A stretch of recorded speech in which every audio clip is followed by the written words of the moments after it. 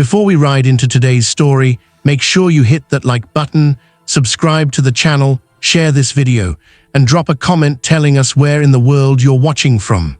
Because what you're about to hear isn't just a story. Picture this, an endless desert, a bleeding cowboy barely holding onto life, his last breath hanging by a thread. And just when death reaches for him, 3 Apache warrior women step out of the canyon shadows. One choice, one ancient sacred law, and a fate that will bind their lives forever. This isn't a tale. This is destiny on horseback. Saddle up. Let's get started. Eli Mercer's world had narrowed down to dust, pain, and the rhythmic sway of his dying horse beneath him.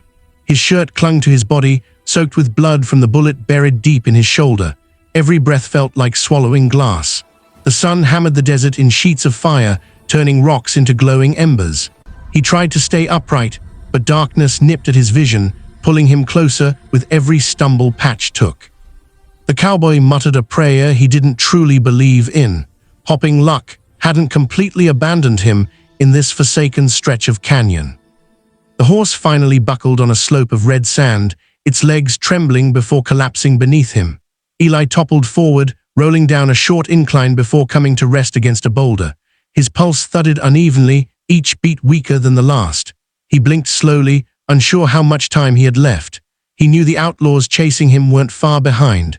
They'd shot him without hesitation, calling him a cheat and a liar. He was neither, but truth meant nothing when guns were drawn and greed soured a man's mind.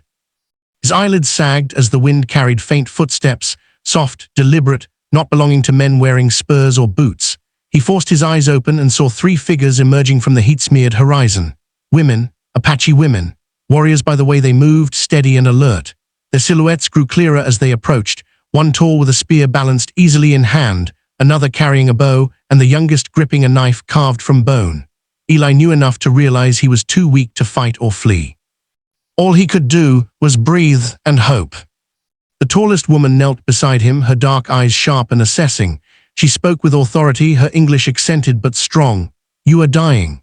Eli tried to respond, but only a cracked whisper escaped his throat. The woman signaled to her sisters. They checked his wound, pressed cloth against it, and murmured in Apache, their voices low but calm. The youngest tested his canteen, sniffed, then shook her head. "Bad water," she muttered. Eli tried to apologize, though he didn't know why he bothered. Nothing about this situation favored him.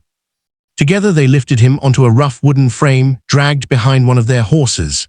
The movement sent knives of pain through his shoulder, but unconsciousness tugged at him too hard for him to resist. He drifted, aware only of the rhythmic scrape of the travois against the ground and the smell of cedar trees growing closer. When he opened his eyes again, night had covered the canyon, and a fire flickered nearby. He lay on soft furs under a makeshift shelter, his shoulder treated with a pungent paste that strung like fire ants. For a moment he wondered if he'd crossed into the afterlife. A soft rustle pulled his attention to the fire. The 3 women sat together, silent but alert. The tallest sharpened a stone-tipped spear. The middle sister ground herbs with repetitive, practiced motions. The youngest stirred a pot, humming a tune that seemed both soothing and unfamiliar. Eli tried to sit up, but pain slammed him back down. The herb grinder approached quickly, pressing a firm hand against his chest. "You move, you blade," she warned. Eli exhaled hard, surrendering to the truth. If they wanted him dead, he would already be in the ground. Whatever this was, they'd chosen to save him. The tallest woman crouched beside him. "I am Nakai, this is Tala and Sani." She pointed at each sister respectfully. Eli nodded slightly, still cautious. "Why help me?" he managed. Nakai tilted her head, eyes reflecting firelight. "The desert led us to you. We do not question such signs," Sani snorted. He was bleeding enough to paint the rocks. Hard to ignore a man who looks like he lost a fight with a mountain lion. Tala elbowed her sister gently before focusing again on Eli's wound. She examined it with surprising gentleness, though her face remained unreadable. As Tala worked, Eli found his voice again. He explained how he'd been ambushed by former partners after a poker game they couldn't accept losing. They wanted revenge and money, preferably both. Nakai exchanged looks with her sisters, silently evaluating his truthfulness. "Cowards," she muttered. Eli agreed. "They'll keep tracking me. They won't stop till they're sure I'm dead." The fire crackled as the three Apache women absorbed his words. Their eyes reflected no fear, only calculation. Warriors didn't fear death. They planned for it. Tala tightened the bandage on his shoulder. Then we prepare, she said simply. I swallowed. I don't want to bring trouble to your camp. Sani smirked. Too late. Trouble arrived with you. Tala shot her a glare, but Nakai raised a hand, calming them both. The desert chose this path, she said, and there is a law older than our tribe that binds us to it. Eli frowned, unsure he'd heard correctly. A law, Nakai nodded solemnly.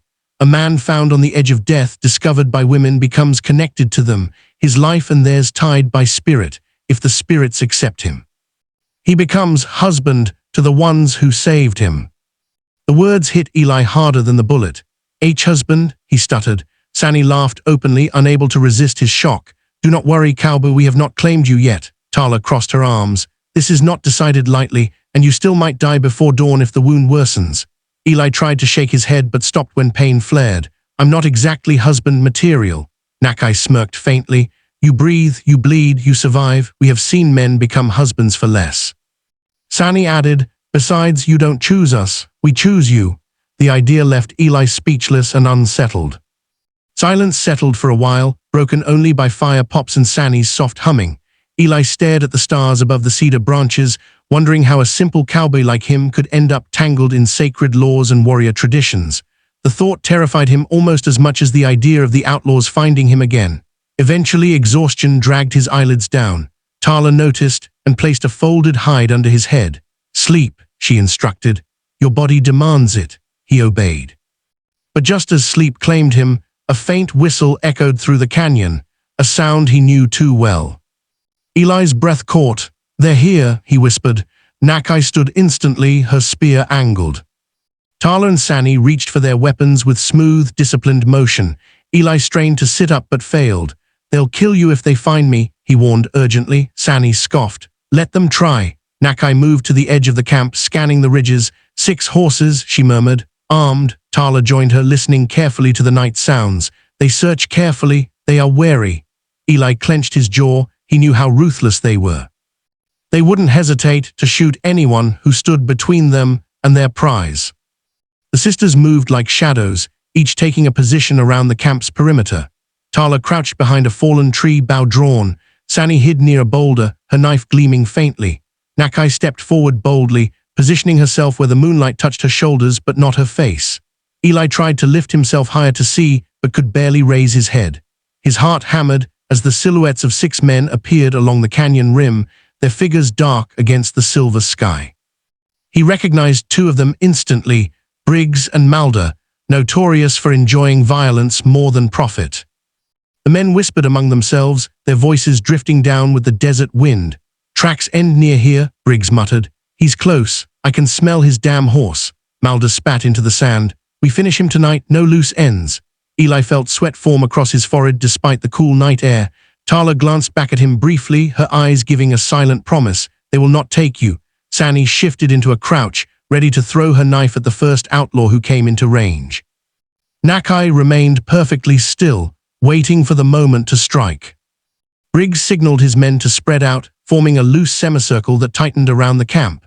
Their guns gleamed in the moonlight.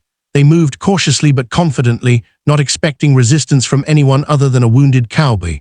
Eli whispered hoarsely, "You should run, leave me." Nakai finally turned toward him, her expression hard as carved stone. "Cowboy," she said, "we do not abandon what the spirits place in our hands." Her voice carried across the canyon with fierce certainty. The outlaws heard it and froze. Briggs raised his gun slowly. "Well now," he sneered, "looks like we found company." The moment stretched thin. Tala inhaled, arrow ready. Sani steadied her grip.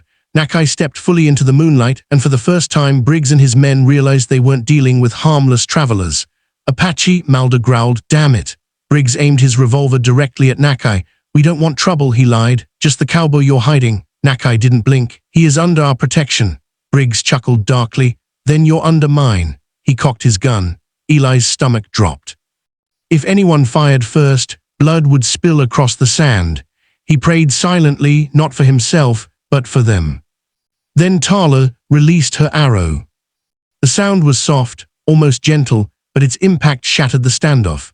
The arrow cut through the night and buried itself in Malda's shoulder, spinning him back with a cry.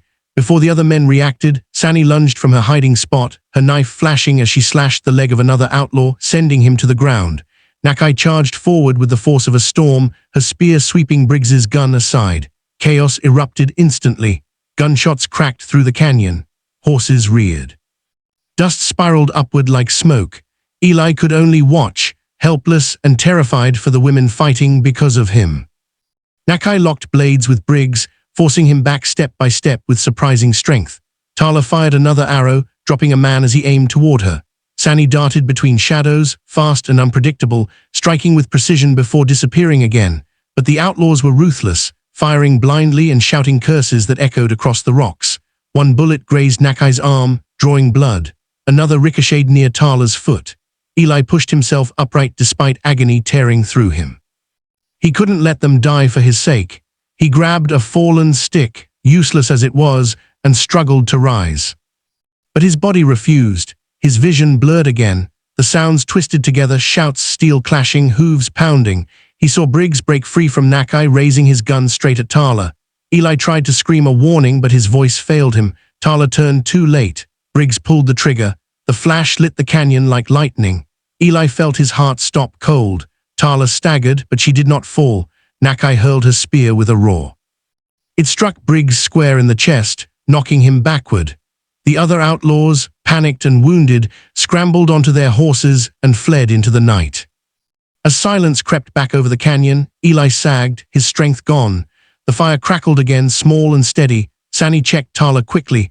The bullet had only grazed her ribs. Nakai retrieved her spear, breathing hard but undefeated. The three women regrouped around Eli. Tala knelt beside him, touching his face gently. "You tried to stand," she whispered.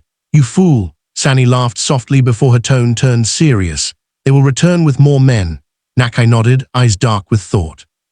"This fight is not finished." She looked down at Eli, her expression unreadable. "And neither is our bond." She leaned closer. "The spirits brought you to us for a reason, Cowboy." Eli opened his mouth to respond, but exhaustion crushed him. The last thing he heard was Nakai's voice, steady and certain. "You belong to us now, whether you are ready or not." The world dimmed as the firelight blurred. Eli drifted into unconsciousness with a single, terrifying thought.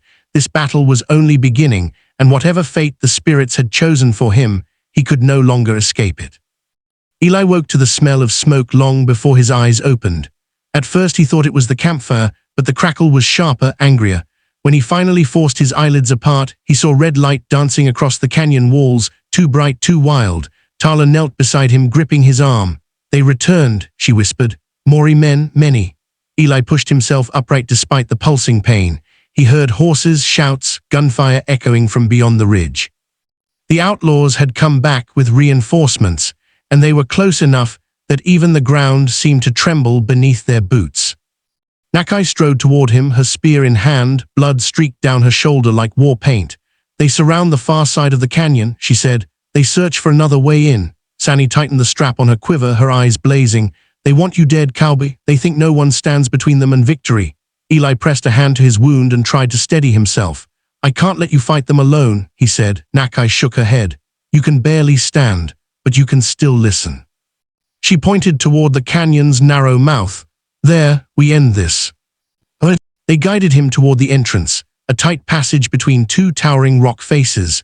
Only one or two men could pass through at a time. Tala and Sani took positions above on high ledges, their arrows and knives ready. Nakai stood in the narrow gap, spear poised, her silhouette outlined by the fire burning behind them.